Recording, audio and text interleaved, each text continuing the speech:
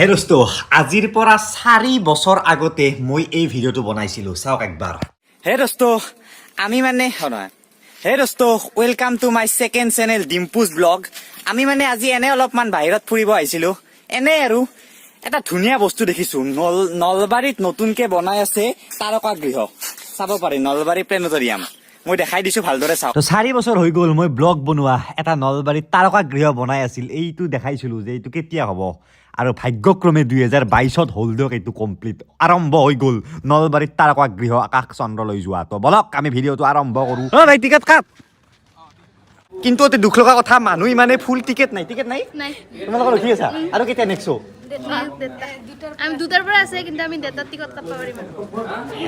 নলবাৰীত এই situation, ticket নোহোৱা হৈ গ'ল। তো আমি 1:30 বজালৈকে ৰখিব লাগিব। বৰ্তমান 11:30 হ'ল আৰু 1:30ত ইংৰাজীতে দিব। সেয়া চাওক, ক্ল'জ এয়া চাওক। আৰু এটাত দাম 50 টকাকে, প্ৰাপ্তবয়স্কৰ। নলবাৰীতে টিকেট নাই। নলবাৰীতে টিকেট নাই। টিকেট নাই ৰাইজ, আপোনালোকে ক'ত ৰখি আছে? ক'ত অসমৰ কোন কোণত আছে? আহক ছাৰ। চৈদক ৰাইজ জোচটো বেছি হ'ল, 1:30 বাজে আৰু টিকেট পাম এইবাৰ। তো 2টা বজাত শ্ব', কিন্তু তাৰ আগতে একবাৰ সোমাই পিনে চাই যাওঁ, মানে বাহিৰখিনি ভিতৰৰ পিনে 2টা বজাত যাম আৰু। এইটো মানে অনলি তাৰকা গৃহ নহয়, অলপ বিজ্ঞানৰ বিভিন্ন কথা জানিব পাৰিব। এইবিলাক কিবা এনেকুৱাকৈ ঘূৰাই দিলে, হুইলটো ঘূৰাই দিলে অঁ, মানে সময়ৰ ভিতৰলৈ অতীতলৈ গৈ থাকিব পাৰিম আমি। তো পোহৰে 1 বছৰত যিমান দূৰত্ব অতিক্ৰম কৰে, সেই স্পীডত যদি আপুনি যায়, কেনে স্পীডত যাব পাৰিব সেইটো ইয়াত মানে এটা দেখুওৱা হৈছে। আৰু ষ্টিয়াৰিং পেড ঘূৰাই থাকিলে সেনেকুৱা স্পীডত আপুনি যাব পাৰিব। 8.5 light years, 1.3 million light years. আমাৰ নলবাৰীত হৈছে এইবিলাক, মানে ভাবে ভাল লাগিছে কিবা এটা। আৰু কিবা কিবি আছে, চাই আছো, চাই দেখাওক আহক। সূৰ্যটোৰ ভিতৰত কি আছে? তৰপকেইটা দেখুওৱা হৈছে ইয়াত। ভিতৰত লেয়াৰ কেইটা দেখুওৱা হৈছে। ভিতৰৰ সূৰ্যৰ শক্তিপুঞ্জটো এই বগা লেয়াৰ।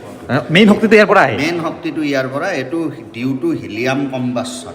আচ্ছা। হিলিয়াম কম্বাছনৰ ফলত গোটেই তাপটো বাহিৰলৈ আহে, আৰু বাহিৰৰ ফালটোৱে তাপটো বেছিকৈ ৰেডিয়েট কৰে। তো সৰু ল'ৰা ছোৱালীৰ কাৰণে একদম শিকিব লগা বস্তু এইবিলাক। লাৰি চাই পিনে সূৰ্যটো লাৰা বুলি ক'ব পাৰিব। আৰু লগতে এইটো কি বস্তু, গ্ৰহৰ গ্ৰহৰ কেন্দ্ৰৰ ফালে যেতিয়া গ্ৰহবিলাক আহে, সৌৰজগতৰ চাৰিওফালে ধুনীয়া ঘূৰি থাকে। যেতিয়া কেন্দ্ৰৰ ওচৰলৈ আহে, গ্ৰহবিলাকৰ গতিটো বাঢ়ি যায়। সেইকাৰণে বেলেগ বেলেগ গ্ৰহ যে ওচৰৰ বিলাক সৌৰজগতৰ গ্ৰহবিলাকৰ যে গতি বেছি, দূৰত্ব গতি কম, আচলতে এইটোৱে। ধৰি লওক মোৰ হাতত গ্ৰহ আছে কিছুমান, সৰু ডাঙৰ গ্ৰহ, আৰু এইটো সূৰ্য বুলি ধৰক। তো সূৰ্যৰ ওচৰত যিমান গ্ৰহ ঘূৰে, জোৰত ঘূৰে, আৰু দূৰত থকা গ্ৰহবিলাক অলপ লাহে লাহে ঘূৰে। সেইটো দেখাবলৈ এনেকুৱা মানে প্ৰমাণ দেখাইছে। এইটো যদি আমি এনেকৈ দিওঁ, তো এইটো সূৰ্যৰ কাষত গুচি গ'ল, জোৰত ঘূৰিব, আৰু দূৰত থাকোঁতে লাহে লাহে। এইবিলাকে দেখুওৱা হৈছে। এইটো হৈছে এটা ওজন জোখা মেচিন। মানে এইটো পৃথিৱীৰ ওজনটো ইয়াত দেখাই থাকিব, পৃথিৱীৰ ওজন কিমান আছে, আৰু বাকী এইটো হৈছে এটা গ্ৰহ। এইটো কি গ্ৰহ? বৃহস্পতি। এই বৃহস্পতি গ্ৰহটোৰ ওজন ইয়াত লেখা থাকিব। তো আপুনি এই গ্ৰহটো মানে চাইড কৰি পিনে বেলেগ এটা গ্ৰহ দিব পাৰে। ধৰক এইটো কি গ্ৰহ আছে, এইটো গ্ৰহ দিব পাৰে। এইটো গ্ৰহ নামটো আহি যাব, লগতে ওজনো আহি যাব, নামটো চেঞ্জ হৈ যাব। চাব, এইটো শনি গ্ৰহ আহি গ'ল, চেটাৰ্ণ আহি গ'ল, মাছটো হৈছে ইমান, ওজনটো হৈছে ইমান। মানে এইটো আৰু চাইন্সৰ ল আৰু মতে সূত্ৰ আৰু পৃথিৱীৰ ওজনতকৈ 95.2 টাইমছ বেছি। আচ্ছা। মানে অনলি তাৰকা গৃহ নহয়, সৰু সুৰা চাইন্স মিউজিয়াম বুলি ক'ব পাৰি, সম্পূৰ্ণ চৰকাৰী আৰু এইটো এতিয়া ক'বাৰ। আৰু ইয়াৰ এটা জানিব লগা কথা কৈ দিওঁ, আমাৰ সৌৰজগতৰ এইকেইটা গ্ৰহ, তো লাষ্ট যিটো গ্ৰহ আছে নেপচুন, এই গ্ৰহটোৰ যিটো কাহিনী সেইটো খুব মানে ইণ্টাৰেষ্টিং।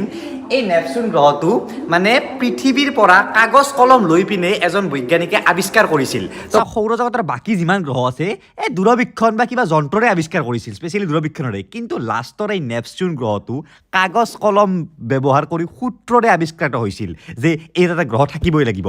বিখ্যাত কাহিনী এটা, মই নেক্সট ভিডিঅ'ত এইটো দেখাই দিম কেনেকৈ এইটো আৱিষ্কাৰ হ'ল। এইটো আছে কিবা এটা, ইয়াত নিজে উঠি ল'ব লাগিব। মানে মই ওজন জুখিব পাৰোঁ, মোৰ ওজনটো বিভিন্ন গ্ৰহত কেনেকুৱা হ'ব। তো যদি মই মাৰ্কিউৰিত চাওঁ, মোৰ ওজন 17 কেজি হ'ব।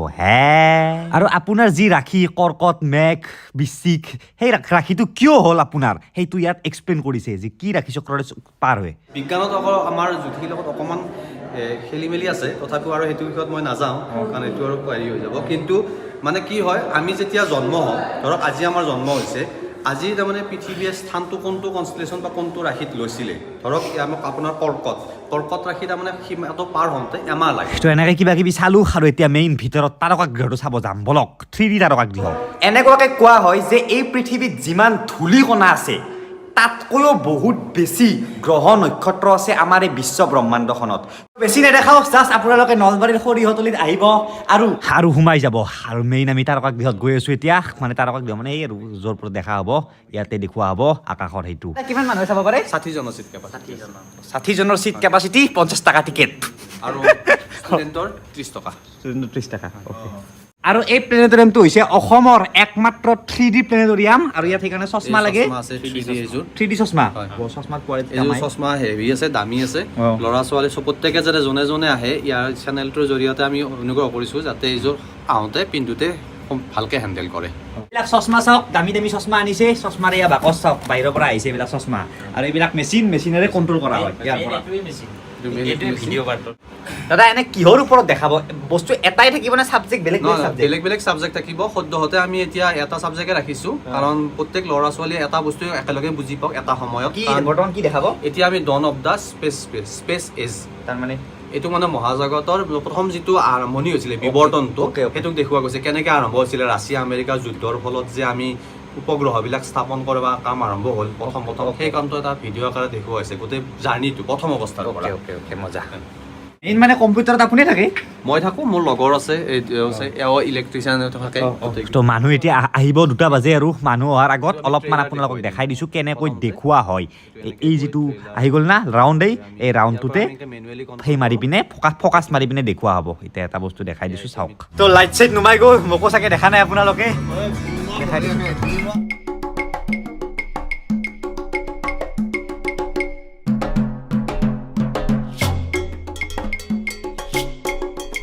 তো দেখিলে বুজিলে আৰু এতিয়া আমি শ্ব' চাওঁ চশমা পিন্ধি বাকী মাতি আনো মজা বস্তু বনালে নলবাৰীতে